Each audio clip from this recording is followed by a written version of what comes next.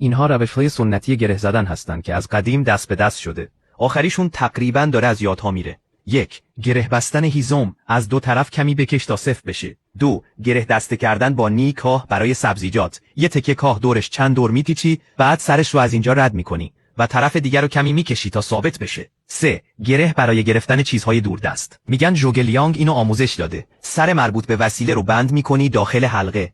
جای تناب رو تنظیم میکنی، بعد دو سر رو میگیری و میتونی راحت چیزی رو بالا بیاری. 4. یه گرهی که مادر بزرگم بهم یاد داد. میگفت اگه این روش رو یاد بگیری، هر چیزی هم میتونیش ببندی. هر شیشه یا ظرفی رو میشه باهاش حمل کرد. 5. گره پایبندی که عمویم یاد داده. چه برای پارچه باشه، چه برای میخ چادر، با کشیدن محکمتر میشه و محکم میسته. 6. گره پیچه گرفتن که خالم بلد بوده. تو زمستون دور دسته دوچرخه میبست برای گرم نگه داشتن و جلوگیری از لیز خوردن. برای دسته‌های لیز یا کوچک خونه هم خیلی کاربردیه. نکته عملی و خوبیه. 7. برای بستن کیسه‌های کوتاه، اگه دهانه کیسه کوتاه بستن سخته، کیسه رو بذار روی تناب رو دور کیسه بپیچ و یه حلقه بساز. تناب رو سفت کن و پایین بکش. کیسه خودش خوب بسته میشه. 8. گره جمع کردن ابزار از پدر بزرگم. تناب رو چند تا حلقه میکشی، دو سر رو از هم رد میکنی، سفت میکنی و آویزون میکنی. مرتب و جاگیر نیست. 9. گره فرار اضطراری از پیرعمویم.